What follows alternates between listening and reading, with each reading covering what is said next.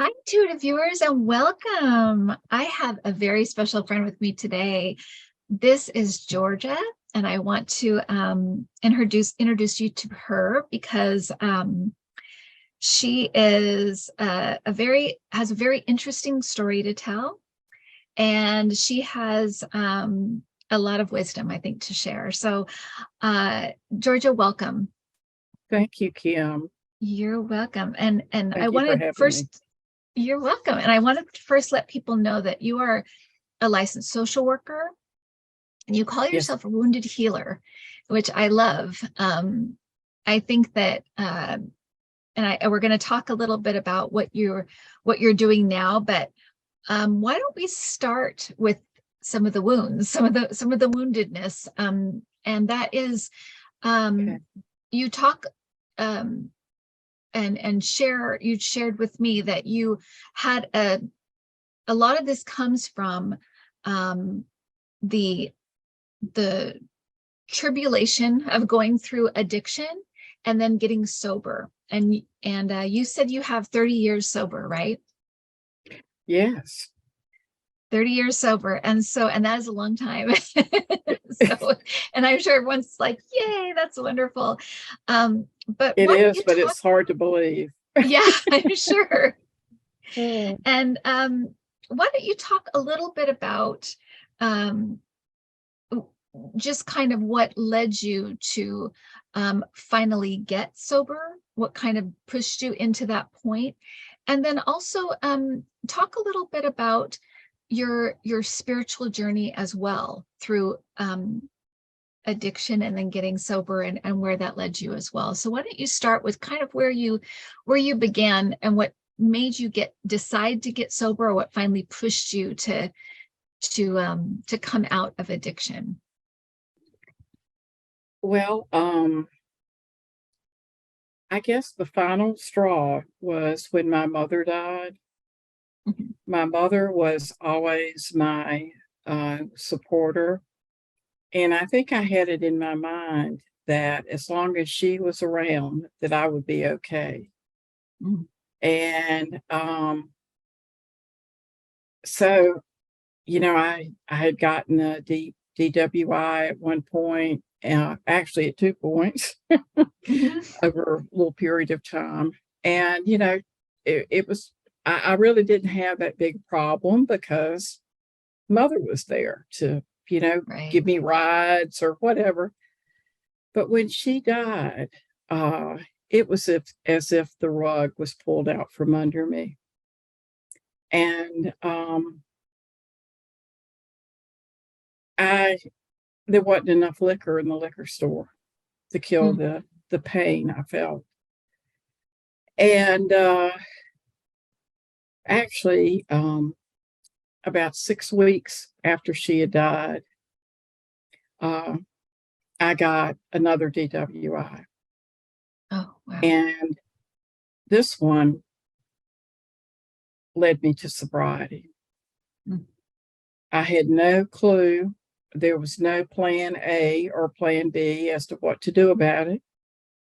So I my sister came over.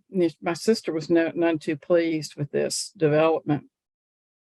Um, and I like to say she came over on her broom um, to to because she was Chew you so out. mad. And she gave me the number of a couple of ladies in AA, and you could tell she wanted to cuss me out so bad, but she didn't. And she said, I hear some numbers of, she rehearsed this. And I suggest you call them. And she walked out the door. So I couldn't think of anything else to do. So I did finally call, and I went to a meeting the next day. And it's really miraculous. Uh, that was like I've been drinking almost a half a gallon of vodka a day. And I never had another drink after that first meeting. Oh, wow. I've heard And people AA say, has a, go ahead. I was going to say, I've heard people say that they had a desire to drink long before they got sober. A desire not to drink, excuse me, Right. long before they got sober. And I Uh-huh. think that was me. I didn't think there was any way that I Right. could go without a drink. So, Well, and AA has a spiritual component to it, right? It has yes. kind of that accepting that higher power. And where was your what is the can you kind of give us a timeline of kind of how your spirituality, where it was and kind of how it developed through that period or after that period? Well, um, it took me a while to um I had no well, I guess I was raised Episcopalian, so I sort of thought that that was what things were about, but I really didn't know. And um, the fact that I was staying sober was amazing. So something was helping me. But it came down to the when it was time to do the third step, where it talks about turning our will and our lives over to the care of God as we understand Him. Mhm. Um, I could not get past that. Could not get past that. And finally, someone said, "Well, what is your concept of a higher power?" And I said, "Well, I think of Jesus in the window, with the look it up in the stained glass window. And they said, "Well, Jesus is a man. Have you thought about degenderifying your higher power?" And that really seemed to click with me because I realized I hadn't had the best relationship with my father, Mhm. or a lot of, amazingly, none of my relationships had worked out, thank goodness. So, that helped me get past that point. And then um, the fourth step was a big challenge for me. Um, I didn't really want to be honest with myself. And so that took a while, a couple of years for me to get to that. And then, it was just kind of just a process. And that's what I found in when the student is ready, the teacher appears. Mm. Mhm. And so along my path, there have been different significant events that have happened that have sort of led me down this way, Uh-huh. or, and uh, so I go down that way, and, uh, another piece of me might heal, or another uh, piece of the puzzle is put in place. And it just continued like that. One of the things I wanted to do uh, after I got sober and realized I was actually going to be able to stay sober more than 30 minutes. I wanted to go back to college. I wanted to go to college because I'd never actually been. I tried, but it interfered with my drinking. Right? Right, right. Those darn those study expect you to study and do things like papers, and Right. uh, so that's what I did. I lost my license for a year, and I got it back, and I started school that following fall. And that was a very spiritual and healing experience for me as well. Um, so I graduated, uh, and got a job in a treatment center and loved it, and realized I wanted to be a counselor one day. Mhm. Um, but I didn't have, the financial means to go to school full time. So anyway, I started working. That facility closed, and I ended up getting just a uh, staff assistant job at the hospital that it was affiliated with. And anyway, I could go on, but um, there's so many experiences but I felt so supported at so many times along the way when I left all of my study materials at home for an open book exam, final exam, and I was able to pass it. Just stuff like that happened to me a lot, and I've been so terribly blessed. um, and the I would say a real awakening happened when I discovered that there really is another side to life.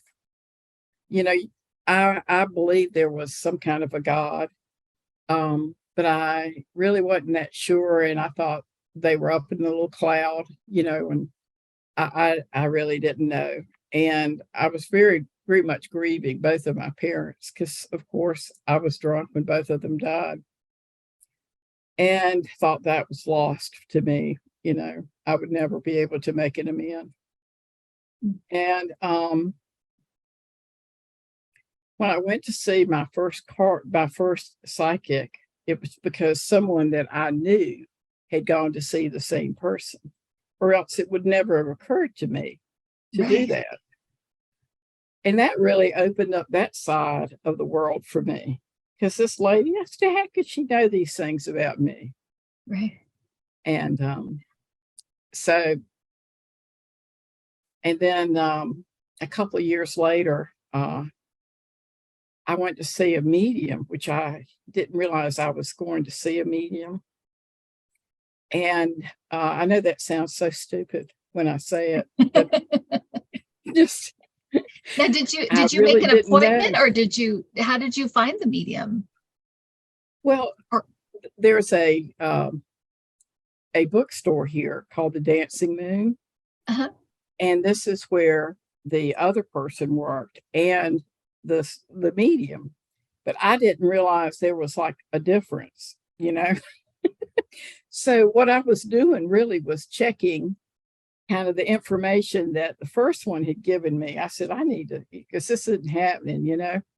So let me see what this person has to say about it. And so that Right. was really why I went. It wasn't anything intentional, but it turned out to be a very powerful and very healing experience for me, um, as well, because uh, during that session, my mother came and my father came, and um, I learned some things about my childhood that had been a mystery for many years, Mhm. and that was super important for me to know at that time. And again, it facilitated the healing process within Right. me, that soul sickness.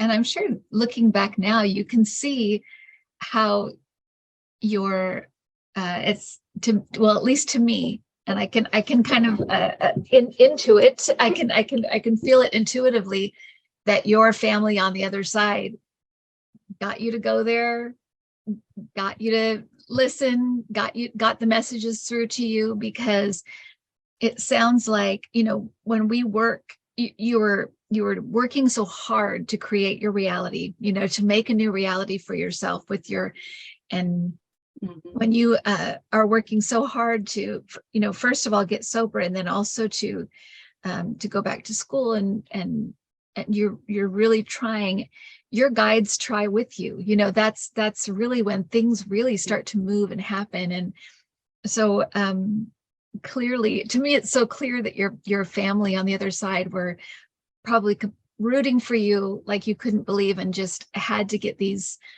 messages through to you so that you could move to that next level of healing, and keep Mhm. on your journey, and help others, because you went into social work. And how did you handle, because social work is not easy, so how did you handle kind of hearing other people's story of trauma and things like that, and not be triggered in any way, or were you triggered in some ways, or how did you work through social work? Well, I think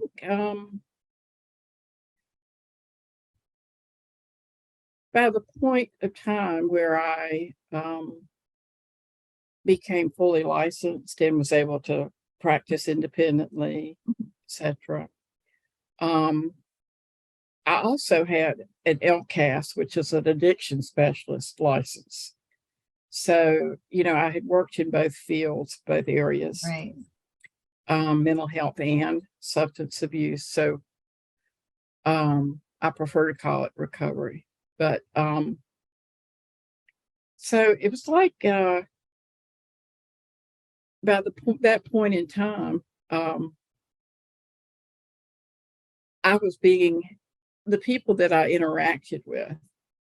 Some of them were less interested in actually doing any work. They were just there for whatever the reason was. Mm-hmm. But there were those that really were looking and yearning for help.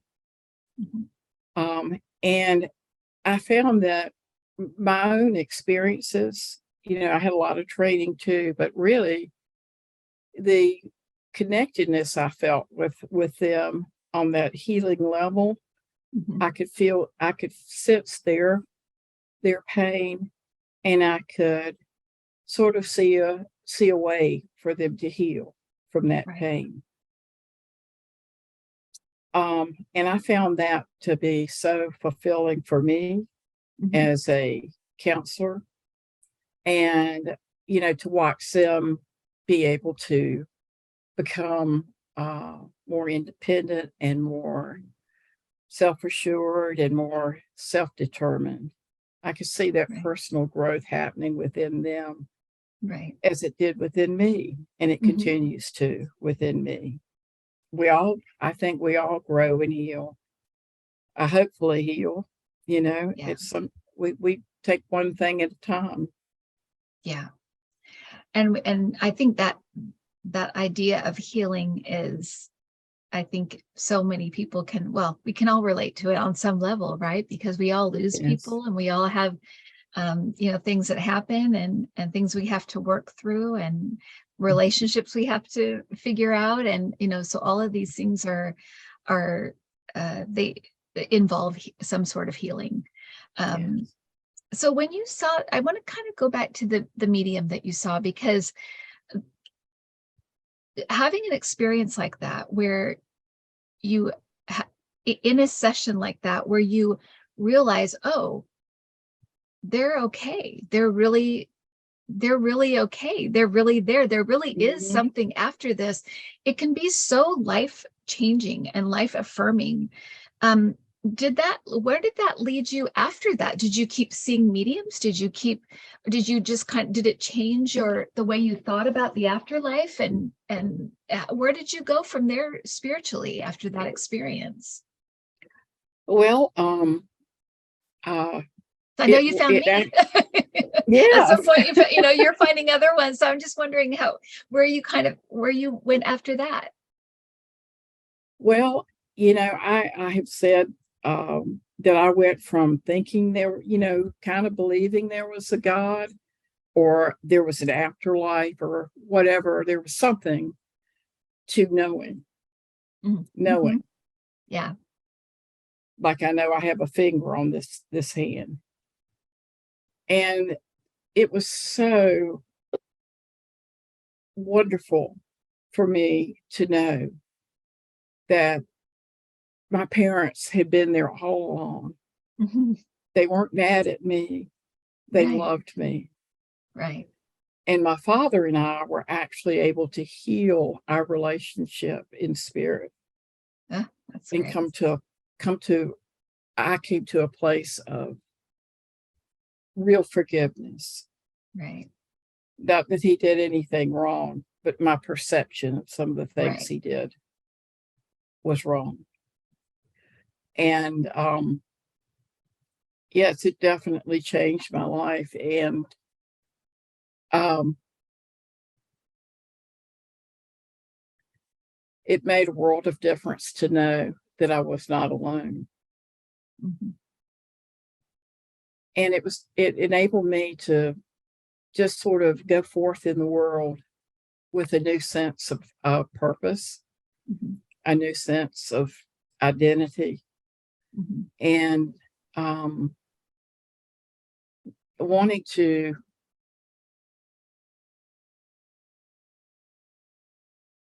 help others to heal those parts of them that they felt were lost, that were hopeless, that Right. couldn't be, their parents or whoever had died and gone, and they were like I had felt, just there's just no hope.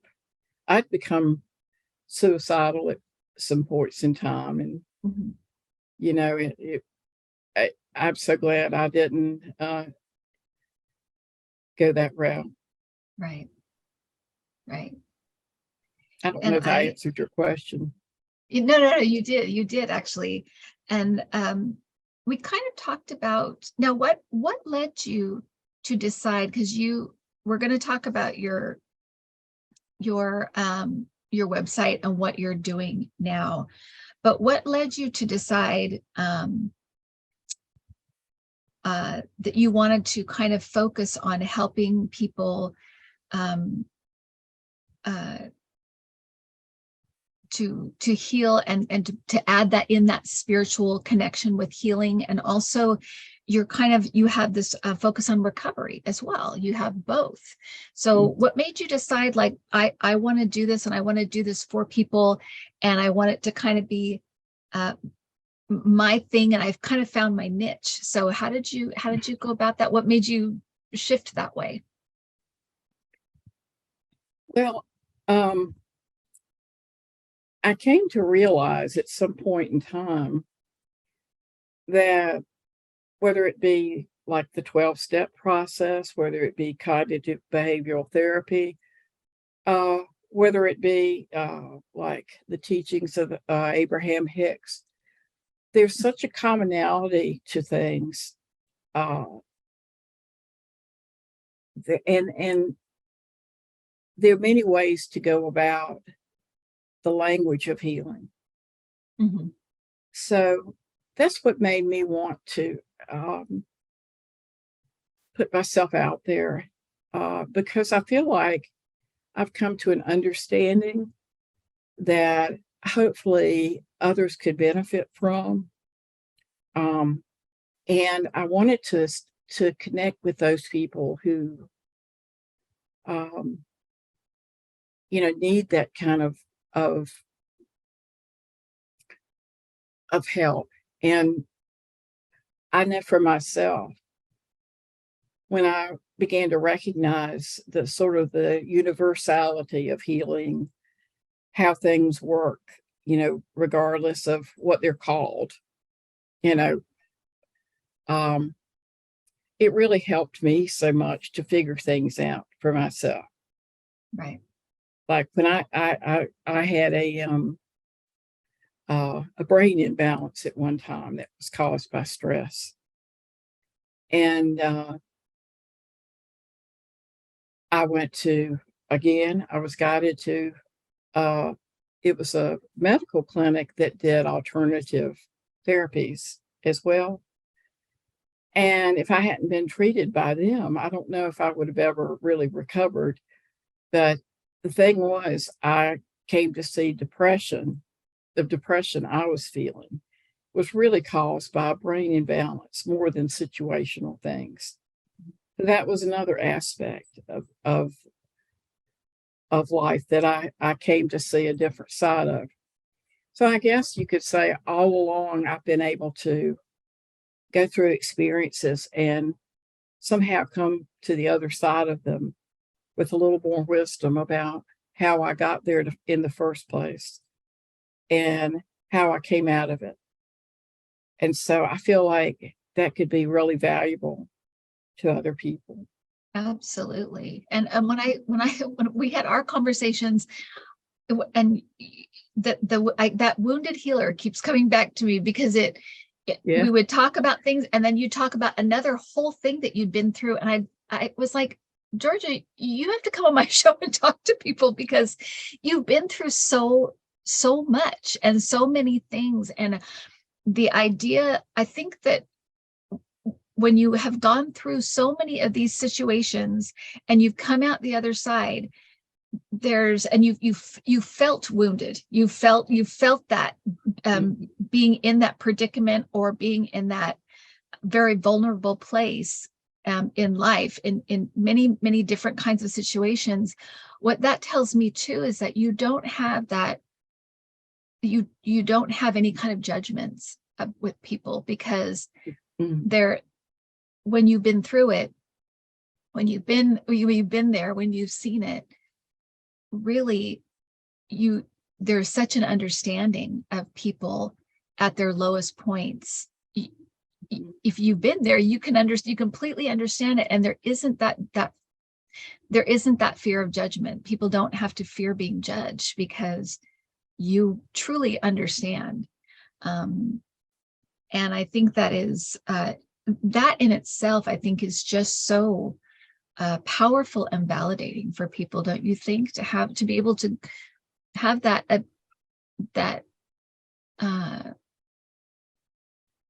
someone that you can talk to and turn to that does not have judgment, has completely understands.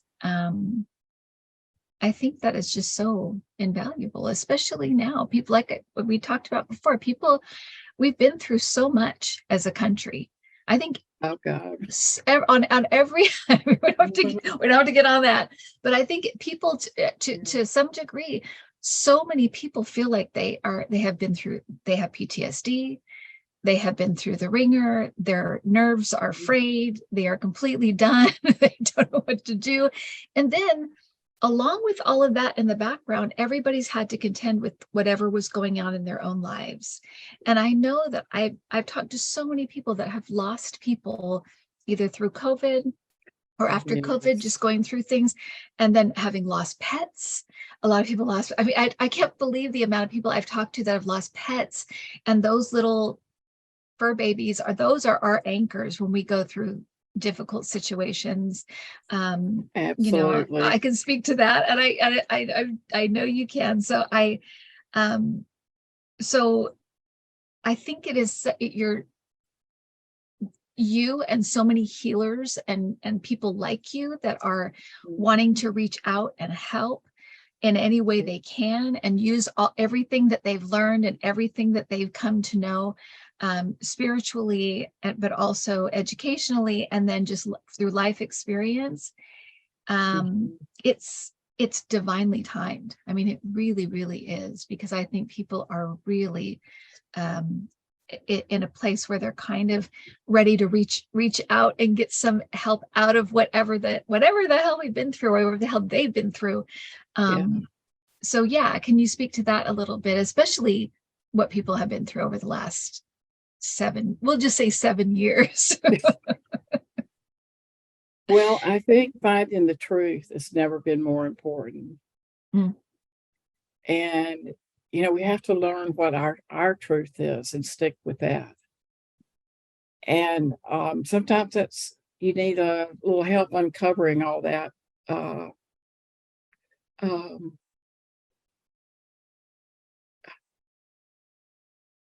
All the baggage we picked up along the way, other people's opinions. My sponsor told me one time, she said, other people's opinions of you do not change the truth of who you are. Wow. And that's what I've wanted to live, my truth. And part of that is to be of service, because I've been blessed with a lot of catastrophes, a lot of crap has happened, but I think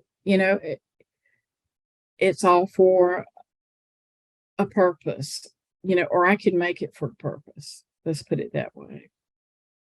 And there's something that you hear in the rooms of recovery quite a bit, And that's there, but by the grace of God go I. And that's what I think that's what humbles me so much and makes me want to be of service. Because I would be sitting here talking to you on this rainy Saturday afternoon if I had not had some grace. So I whatever wisdom, whatever hard-fought truths I've been able to discover, I just want to share that with whoever can benefit from it. Right. Not that I'm the guru of all gurus. You are, but no, I'm not the guru of all gurus either. No, but I've just, been there and done that kind of thing. I'd say you've got a lot of wisdom to share, Georgia, and I know people are going to be they're going to see you and think, now that's the person I've been waiting for to come along. So, and yeah, and I also can feel that sense of empathy that you have, and that maybe that because you said you were a little selfish before you've been through the have had some self-centered times, and I think that when you go through so much, that empathy part of you, that empathy muscle gets really trained over and over and over again, and you can just see when you talk about other people and other people's pain, you can see the empathy in you.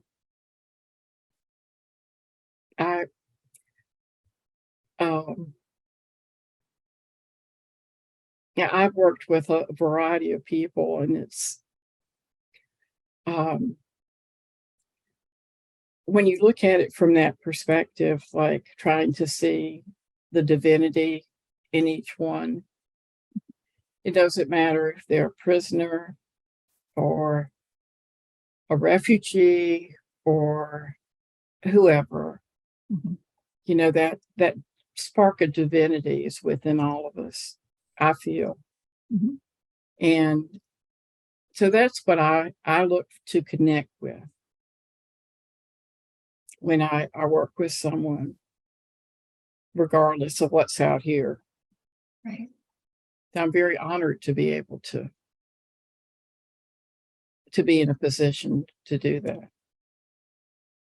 Well, and tell people about, because you have a website, so tell people what your website is, and I'm gonna link it below so people can find you. Okay. It's called the Spirit of Therapy .online. So that's the tricky part, that .online. But online. It's the Spirit. Yeah, I've never heard of that till now, but the Spirit of Therapy. So that came to me, I feel like, in an inspired thought, because to me, that's what it's all about, that essence of spirit within all of us. It just needs to be kind of uncovered sometimes from all the crap. The crap, absolutely. And what do you offer? What do you offer? What can people find there? Well, I call it spiritual coaching. So that's more towards, what we've been talking about. I am a licensed therapist, but I'm not licensed in all the states. So that's what I'm calling, that it's more focused on, healing that part that's so wounded. Yeah. And then I offer recovery focused sessions as well, that are more if you're in recovery. And, sometimes it's hard to find someone that kind of understands where you are. Right. And if you're working the steps, I can help, with step work or whatever it is that you want to work on. Right. I have significant experience in that. And uh, there'll be more added as time goes on. Maybe I'll do Right. a step study. I'm thinking of step tutoring, if someone's interested in that. I think that would be great to do. And we'll see what people want. Oh, well, yeah, I think it's like I said, I think it's divinely timed. I think um, I know that a lot of the people that I know, they, we're all working overtime as light workers here, and I like I said, Yeah. it's time for all hands on deck, and I'm so um, happy, Georgia, that your hands are on the deck now. I really am Thank so you. happy about that. So I just wanted to thank you so much for coming on, Georgia, and talking about your story and talking about what you are offering now. And I'm Yeah. really excited for you. And I'm really thrilled that people can now reach out to you and start doing what they would like to get done and what they'd like to start doing in their life spiritually, and also healing and getting out of some of this muck that we've all been under for a while. Amen. Amen. Oh, will it ever end? But Will it ever end? yes, Good question. yeah, Well, I'm sure it will. I'm sure it will. yeah. I Well, have faith it thank you will. so much, Kim, for having me on. It was such an honor. And if you need me, come see I, me. yeah, I can't, yeah, I can't tell people enough that they would be in good hands. So, all right, Thank thank you. you, and thank you everybody for watching, and we'll see you next time.